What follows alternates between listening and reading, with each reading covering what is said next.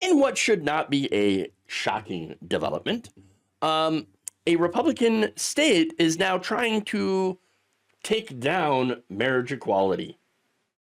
This is Idaho's Republican Party. Last week, the House State Affairs Committee introduced something called House Joint Memorial 1. Okay. Now, this is a non-binding resolution, all right, with the goal of making a formal declaration by the House of Representatives in Idaho to call for the Supreme Court to allow states to discriminate against same-sex marriage, basically undoing Obergefell. Because of course, right? That's the ultimate plan, right?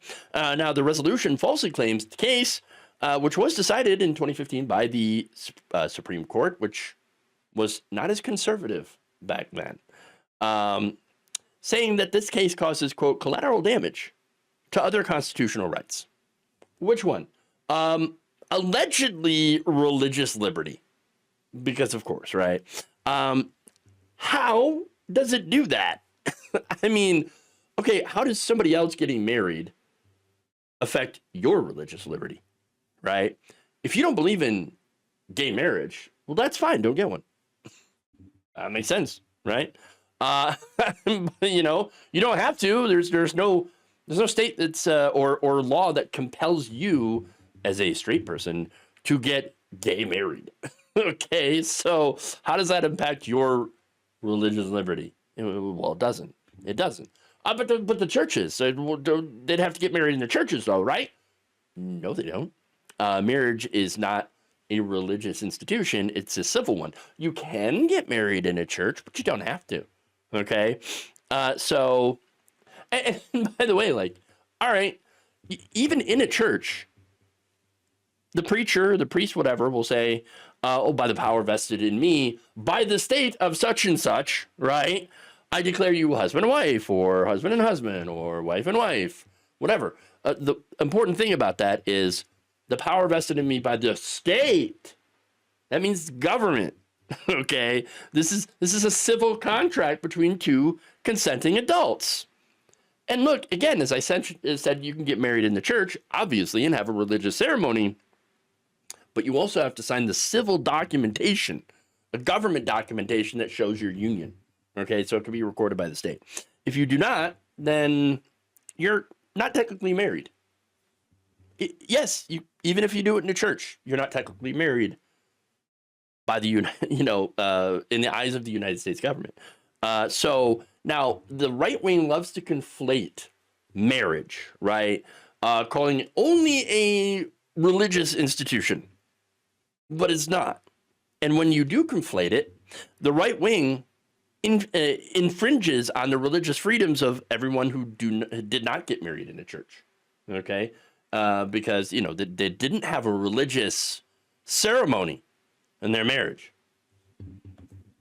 as well as, of course, the freedom of same-sex couples to enter into this marriage. So yeah, there's some problems, right? Now the resolution states plainly the Idaho legislature rejects the Obergefell decision and calls about the Supreme Court of the United States to reverse Obergefell and restore the natural definition of marriage, a union of one man and one woman. The natural definition, bro. We made this whole marriage thing up, right? I mean, there's been a bunch of different definitions of marriage. Usually it ends up being one man and a whole bunch of women. Okay. But not right now. Okay. The point being, none of the definitions of marriage are natural because marriage does not exist in nature. You do not see animals getting married. Okay, it's not a natural thing. It doesn't exist in nature. But these people are insane. That said, I don't really care about your personal insanity as long as you keep it to yourself. You believe whatever you want. All right, do whatever you want as long as it affects you. The problem here with these, right wingers is that they want everyone else to live by their rules, not keeping to yourself. Okay? No, they don't want to keep to themselves. They want to push their rules on everyone else, meaning that, oh, it's religious rules, saying that I don't want you getting married because somehow that affects my life. No, it doesn't. No, it doesn't. Not at all. Now, that said, Jeff, you might think, I thought this was codified. You know, the Respect for Marriage Act in 2022, didn't that prevent any, state from getting rid of Obergefell? Here's the thing about that. The act did establish federal protections for same-sex marriage, but it does not require the states to uphold those protections. So basically, if Obergefell were overturned, you would have a dozen states that would automatically revert to anti-marriage equality statutes and state constitutional provisions, a lot like what happened when the right to abortion, when Roe was overturned. So that's kind of the problem here. That's the issue. Now, understand, though, that even though this is non-binding currently, they're telling you, they're telegraphing that this is their next target. They already got rid of, as I said, Roe.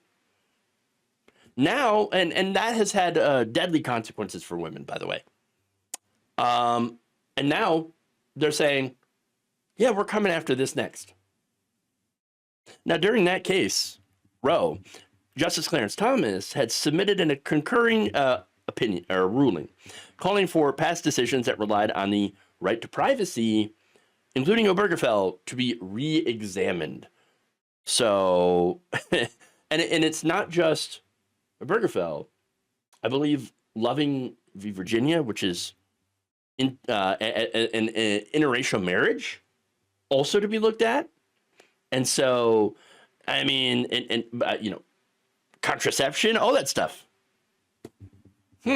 That's stuff that's going to be re-examined. All right. And here comes that, happening in a state like Idaho, which is the first one to call for re-examining Obergefell. And it's right before Donald Trump takes office for Trump 2.0. Interesting timing, isn't it? No. It's very precise timing, I think. Now, that said, I actually don't believe that Donald Trump gives a shit about gay marriage, whether it's legal or not. I really don't think he cares. It doesn't affect him. He can still get married as many times as he wants, and he doesn't care about other people. No. But that said, many of the ghouls that he's nominating for key positions of power in his administration, some of them do actually care. And that puts these and other civil rights in danger.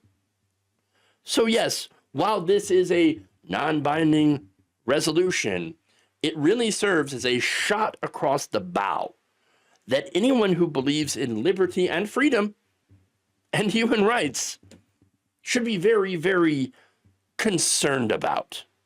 Thank you for watching. If you enjoyed this video, please like, share, subscribe, hit the bell icon in order to get notified whenever a new video is released. And if you want to support independent, progressive media through this difficult time where it seems like everybody is shutting down, you can become a member on our YouTube page, you can become a subscriber on Facebook, or you can go to my Patreon. It's patreon.com/Jeff Waldorf. Thank you.